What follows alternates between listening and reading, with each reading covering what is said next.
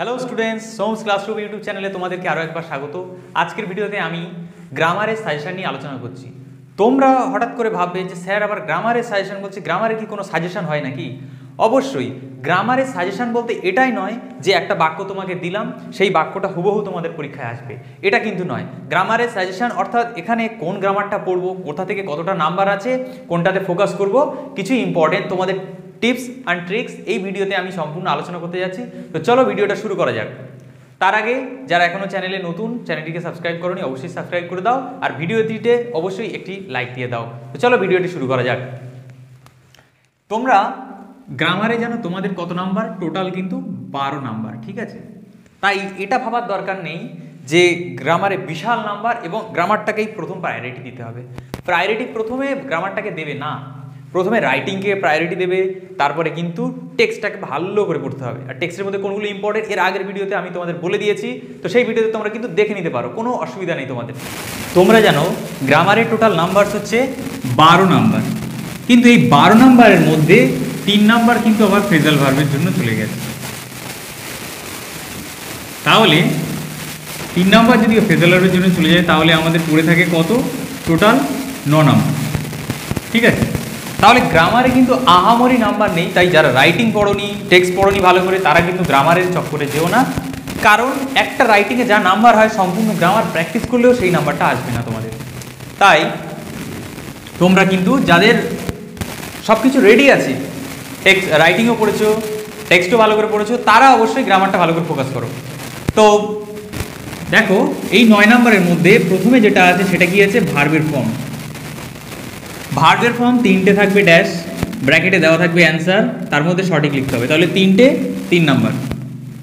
আমি কিন্তু এই ভিডিওতে এগুলো শুধু সাজেশান দিচ্ছি না, আর সাজেশান অ্যাকচুয়ালি নয়, এগুলো তোমাদের টিপস বলতে পারো বা তোমাদের একটা গাইড বলতে পারো। কারণ যে যে বাক্যগুলো বলবো, একটা ধরনের তোমাকে বাক্য বলে দিলাম আর সেইটা হুবহু পরীক্ষা আসবে গ্রামারে, তো এটা হয় না। তাহলে এটা কিন্তু এই ব্যাপার নয়। ব্যাপারটা কি, তোমাদের কোন কোন জায়গা থেকে করলে ভালো হবে আর কীভাবে করবে। আর তাছাড়া আমি উত্তরও তোমাদের কিছু প্র্যাকটিস করাবো। এই ভার্বটা নিয়ে আমি অধিকাংশ স্টুডেন্টদের মধ্যে দেখেছি যে তারা কিন্তু ভার্বটা ভালোভাবে করতে পারে না। যদি বা তাদের 10টা দেওয়া হয়, 10টার মধ্যে 4টে 5টা ম্যাক্সিমাম 7-8টা তাদের ভুল করবেই। তাহলে তার জন্য তোমাদের কি করতে হবে? টেন্স পড়তে হবে, একটু ভালো করে তোমাদের টেন্সটা বুঝতে হবে। টেন্সটা যদি না বোঝো যে এই টেন্সে, যে যদি বা একটা প্রেজেন্ট পারফেক্ট টেন্সে থাকে, অন্যটা কিন্তু সিম্পল পাস্টে করতে হয়। তো কিছু কিছু জিনিস যদি তোমরা না জানো, তোমরা কিন্তু করতে পারবে না। তাই আমি তোমাদের এই ভার্বের শুধু প্র্যাকটিসও করাবো এই ভিডিওতে। তো তোমরা দেখো, ভার্ব নয় আর্টিকেল প্রিপোজিশনও আমি কিন্তু এই ভিডিওতে প্র্যাকটিস করবো তোমাদের। আর্টিকেলে আর প্রিপোজিশনে মিলে প্রতি বছর তোমাদের 3 নাম্বার করে থাকে, ঠিক আছে? কত থাকে? 3 নাম্বার, 1 into 3। আর কি থাকে? আর ডু অ্যাজ ডিরেক্টেড। এবারে বলবে স্যার ডু অ্যাজ ডিরেক্টেডে তো হিউজ, ডু অ্যাজ ডিরেক্টেডে তোমাদের হিউজ আছে, যেমন ভয়েস চেঞ্জ, ন্যারেশন চেঞ্জ, আরও অনেক অনেক, degree, transformation of sentences, positive, negative, affirmative, assertive, অনেক কিছু আছে।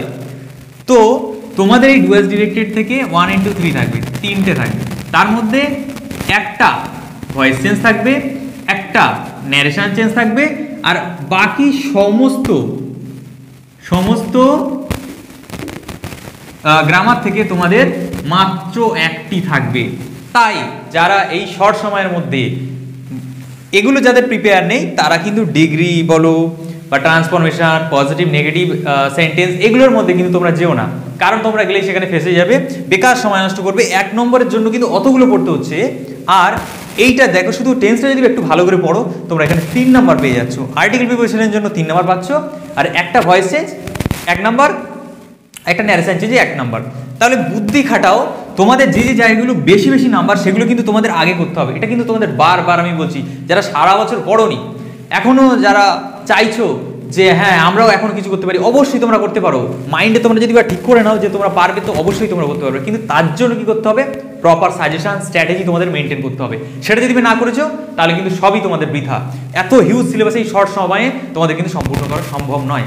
আর এর আগের ভিডিওতে তোমাদের টেক্সটের বলো রাইটিংয়ের বলো সমস্ত সাজেশন দিয়েছি, সেটাও পড়ো। যারা সারা বছর পড়োনি সেগুলো কিন্তু অবশ্যই গুরুত্ব সহকারে একটু পড়বে। তাই এখান থেকে আমার আর বিশেষ কিছু বলার নেই। ডু অ্যাজ ডিরেক্টেড এর ভয়েস চেঞ্জ একটা, ন্যারেশন চেঞ্জ একটা পড়ো, আর সব কিছু কমপ্লিট হয়ে গেলে তারপরে degree change, transformation of sentences, বাকি ফ্রেজ, তারপরে তোমার ক্লজ সব কিছু পড়ো পরে।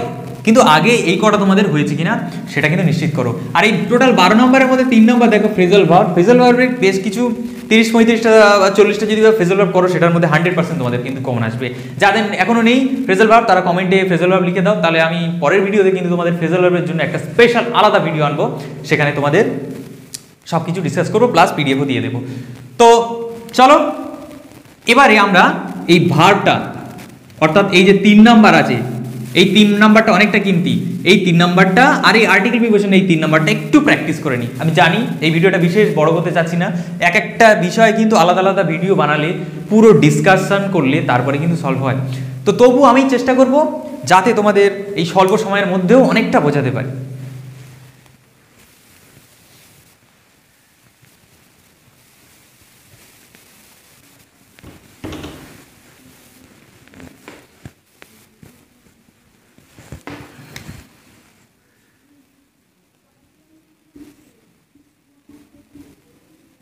এবারে চলো ভার্বটা দেখে নিই।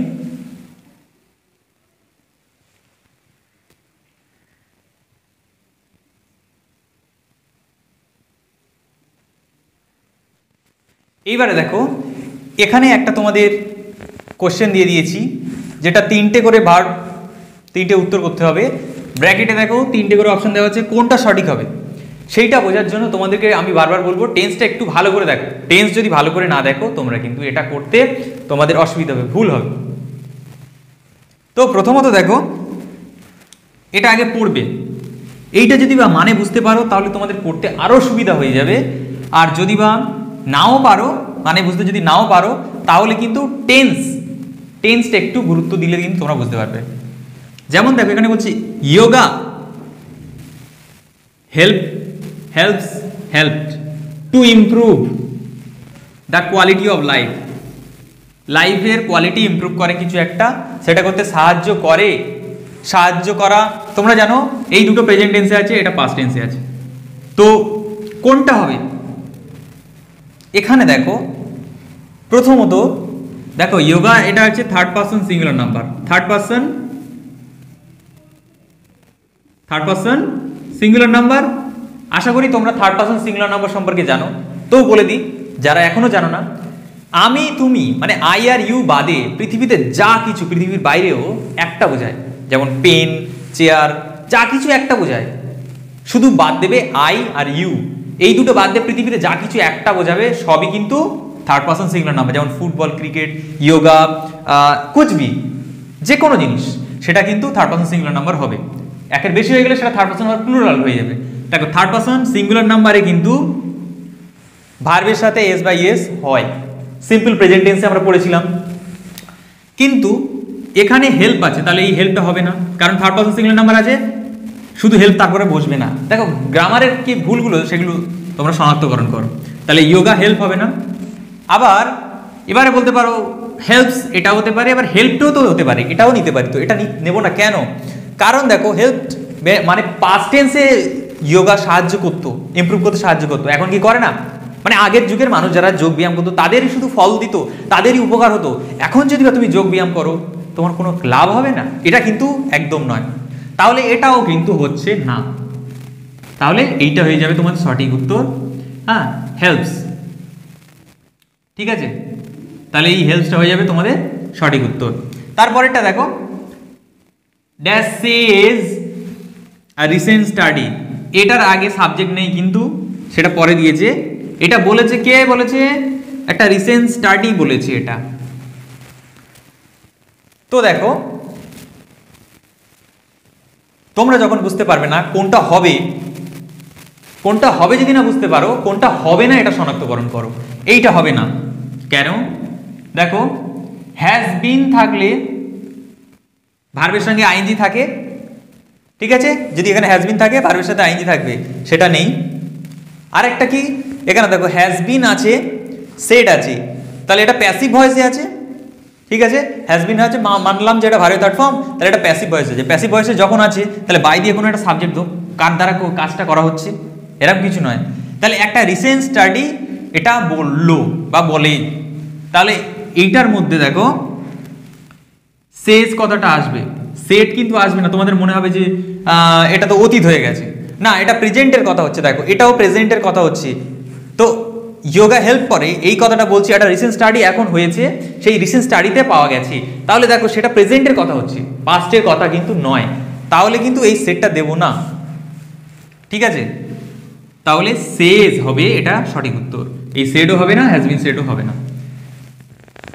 তারপরে এই যে রিসেন্ট স্টাডি, স্টাডি এটা কন্ডাক্টেড না conducting by Delhi based AIIMS, কার দ্বারা আয়োজিত করা হয়েছে, স্টাডিটা এটা বলে ঠিক কথা, কিন্তু দেখো এখানে কোনো একটা কিছু করার কথা বলা হয়েছে, কন্ডাক্ট দিলে কি করা হয়েছে এটা কিন্তু বোঝাচ্ছে না, এটা অলরেডি হয়ে গেছে, কন্ডাক্ট করা হয়েছে ডেলি AIIMS বেসড AIIMS এর দ্বারা করা হয়েছে, এটা একটা মেডিকেল কলেজ জানো তোমরা, তো এটা কিন্তু কন্ডাক্ট হবে, কন্ডাক্টেড অর্থাৎ কন্ডাক্ট করা হয়েছিল, এই জিনিসটা একটু বুঝলে কিন্তু তোমাদের উত্তর করতে সুবিধা হয়, শুধু কন্ডাক্ট কিন্তু হবে না। ঠিক আছে, কারণ এটা এমনি এই যে রিসেন্ট স্টাডি এটা নিজেই একটা থার্ড পারসন সিঙ্গুলার নাম্বার, এরপরে তো শুধু কন্ডাক্ট বোঝো না, কন্ডাক্ট হতে পারতো, হ্যাঁ তাও কন্ডাক্ট হবে না, কারণ কন্ডাক্ট করা হয়েছে, এটা পাস্টের কথা বলা হচ্ছে বাই AIIMS। এবার বললো স্যার এটা তো প্রেজেন্টে হলো, এটা কেন পাস্টে হলো? তো জিনিসটা তোমাদেরকে বুঝতে হবে যে যখন কোনো কিছু সম্পন্ন করা হয়েছে, কোনো কিছু করা হয়ে গেছে, সেটা পাস্টে হয়ে গেছে, সেটা আর প্রেজেন্টে বসবে না, কিন্তু আগের বাক্য দুটো দেখলেই তোমরা বুঝতে পারবে যেটা বর্তমান প্রেজেন্ট টেন্সে সিম্পল প্রেজেন্টের কথা বলা হয়েছে, তাই এখানে কিন্তু হয়েছে এটা। তো পরে আরেকটা উদাহরণ আমরা দেখে নিই, চলো দেখা যায়। আর্টিকেল প্রিপোজিশনগুলো তোমরা প্র্যাকটিস করবে। James Scottish inventor who created, একটা inventor who created dash world's first, বিশ্বের প্রথম। দেখো নির্দিষ্টকরণ করতে গেলে কি বোঝে, কি বসে এখানে, দা হবে, এই পৃথিবী এই বিশ্বের কথা বলা হচ্ছে, ঠিক আছে, নির্দিষ্ট করে the world's first efficient steam engine. ঠিক আছে, ওয়ার্ল্ডস এখানে অনেকে দিয়ে দেবে, হয়তো ভাববে না এসব দেবে না, নির্দিষ্ট করে যখন বোঝায় তোমরা জানো দা বসে। তারপর he later manufacture this dash Birmingham England. এইবারে তোমরা তো নিশ্চয়ই অনেকে বার্মিংহাম সম্পর্কে জানো না, ইংল্যান্ড অনেকেই শুনেছো, তো এই জায়গা, একটা জায়গার পূর্বে তোমরা জানো হয় ইন বসবে নইলে অ্যাট বসবে। এইবারে আমরা তো জানি না এটা ছোট জায়গা না বড় জায়গা, কিন্তু এটা দেখে বুঝতে পারবে যে পরে ইংল্যান্ড দেওয়া আছে, তাহলে ইংল্যান্ডের মধ্যেই বার্মিংহাম, ঠিক আছে, তাহলে এটা ছোট জায়গা, তাহলে এখানে অ্যাট হবে। ঠিক আছে, ইন কেন হলো না, শুধু ইংল্যান্ড থাকলে ইন ইংল্যান্ড হতো, যেহেতু ইংল্যান্ড সবচেয়ে বড় একটা নগরী, কিন্তু এখানে ছোট জায়গা আছে তাই অ্যাড হলো। ড্যাশ মাচ সাকসেস, তাহলে আমরা বলি না কোনো কিছু ম্যানুফ্যাকচার অর্থাৎ কোনো কিছু তৈরি করেছে, এগুলো এই জায়গায় বার্মিংহামে তৈরি করেছে, ইংল্যান্ডের বার্মিংহামে, সফলতাপূর্বক বা সফলতার সাথে, উইথ সাকসেস, তোমরা অনেক জায়গায় উইথ সাকসেস কথাটা শুনেছো, সফলতার সাথে, সাথে সঙ্গে বোঝালে উইথ বসে। ঠিক আছে, বাই আর উইথের মধ্যে তোমাদের কিন্তু অনেক কনফিউশন থেকে থাকে। বাই দিয়ে কখন বসে, যখন ব্যক্তিটি যে করছে সে সরাসরি করছে, আর উইথটা কখন বসে, যখন যদি বলি আমি রাহুলকে স্টিক দিয়ে মারলাম, তাহলে বাই স্টিক হবে না উইথ স্টিক হবে? অনেকে বলবে যে স্যার বাই স্টিক হবে, কিন্তু না, এটা উইথ স্টিক হবে, কারণ দেখো লাঠিটা কিন্তু মারছে না, মারছি কিন্তু আমি নিজেই, তাহলে by me with a stick, ঠিক আছে, আমার দ্বারা একটা লাঠি দিয়ে, তাহলে দ্বারা দিয়ে কথাটা কিন্তু একটু আলাদা, তোমরা বাই আর উইথের কিন্তু কনফিউশন করে দাও। ঠিক আছে, বাই পাশে বোঝাতেও বাই ব্যবহার হয়, আর কি কোনো কিছু দ্বারা অর্থাৎ প্যাসিভ ভয়েসে বাই বসে, প্যাসিভ ভয়েসে উইথও বসে, কখন, যখন সরাসরি করে না, তাহলে the student was beaten with a stick by the teacher হতে পারে, ঠিক আছে। তো যাই হোক, পরেরটা দেখো, Delhi metro director doctor Sreedharan widely known as dash metro man. তোমাদের এখানে দেখো পরিচিত, এই নোন অ্যাজ থাকলে তারপরে দা হবে কেন? এখানে আরেকটা জিনিস তোমাদের শর্টকাটে বলে দিই, যখন কোনো লেটারের ক্যাপিটাল দিয়ে শুরু হবে, কোনো জিনিসের কোনো জায়গার নাম, কোনো কিছু যখন থাকবে, কোনো স্কুলের নাম থাকবে, কোনো প্রতিষ্ঠানের নাম থাকবে, ক্যাপিটাল লেটারে থাকবে, সেটা দা হবেই, এটা চোখ বন্ধ করে অত কিন্তু মানে বের করতে লাগবেও না তোমাদের। নোন অ্যাজ বিখ্যাত দ্য মেট্রোম্যান, মেট্রোম্যান হিসেবে, হ্যাঁ, ড্যাশ ইন্ডিয়া, তাহলে কিসের, কোথাকার মেট্রোম্যান? ভারতের। তাহলে এর বোঝাতে গেলে আমরা একটা প্রিপোজিশন ব্যবহার করি, সেটা হচ্ছে অফ। অফ মানে এর, একার র, এর। তাহলে অফ ইন্ডিয়া, ভারতের। Is responsible dash single handedly rewriting. তাহলে রেসপন্সিবলের পরে অবশ্যই সেটা ফর হবেই, তোমরা যেখানেই করো, কারণ রেসপন্সিবল মানে কি? দায়ী, দায়ী। তাহলে কি জন্য দায়ী? যখন দায়ী কথাটা আসবে তোমাদের মাথায় একটা জিনিস আসবে, দায়ী। তাহলে কি জন্য দায়ী? তাহলে ফর মানে জন্য। Responsible for single handedly rewriting, মানে একা, সিঙ্গেল হ্যান্ডেডলি মানে এক হাতেই, মানে নিজে একাই। Countries urban transport story, urban মানে শহরতলি অঞ্চলের যে ট্রান্সপোর্ট, যাতায়াতে যানবাহনের যে গল্পটা, সেটা নিজেই একা হাতে টেনে নিয়ে গেছেন, রচনা করেছেন। তাহলে কান্ট্রিজ, আবার এখানে দা বসবে, কারণ এই ইন্ডিয়ার কথা বলছে, এই কান্ট্রিটাকে, countries urban, the countries urban transport story, এই যে কান্ট্রির, কোন কান্ট্রির? ইন্ডিয়া। তাহলে ওই জিনিসটা, এই ইন্ডিয়াটা একইভাবে দ্বিতীয়বার ব্যবহার করেছি। দেখো, একবার যদি আমি বলি এ ম্যান,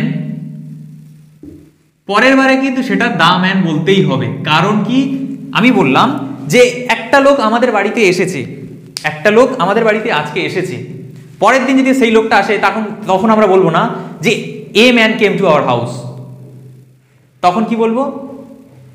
দা ম্যান, কারণ সেই লোকটা আবার এসছে। তাহলে একবার আমরা যদি বা এ অ্যান ব্যবহার করি, নেক্সট বারে দা ব্যবহার করব, জিনিসটা যদি বা রিপিট হয়, এটা কিন্তু মনে রাখবে। যদি বা আমরা নেক্সট টাইমও এ ব্যবহার করি, তাহলে মনে হবে কি আর একটা লোক, অন্য একটা লোকের কথা বলা হচ্ছে, সেই লোকটা, সেই, সেটা, সেটা, সেটা, এই টিটা খানাখানি থাকলে তোমরা যেন দা বসে। তো এই ভিডিওতে বিশেষ তোমাদের তো আর বিশেষ আমি বোঝাতে পারলাম না, হয়তো আমি অনেকটা চেষ্টা করেছি তোমাদের বোঝানোর কিছু কিছু বিষয়, আশা করি তোমরা বুঝতে পেরেছো। আর এগুলো সম্পর্কে তোমরা বিশেষ যত প্র্যাকটিস করবে, তত তোমরা কিন্তু তোমাদের নলেজ ইনক্রিজ হবে। তো দেখা হচ্ছে পরের কোনো একটা ভিডিওতে। আর তোমরা, তোমাদের পাশে আমি কিছু হোমওয়ার্ক দিচ্ছি, ভার্বের আর আর্টিকেল প্রিপোজিশনের ডিসপ্লেতে তোমাদের দিয়ে দিচ্ছি। তো তোমরা এটা কমেন্টে করে কিন্তু উত্তরটা অবশ্যই তোমরা জানিয়ে যাও।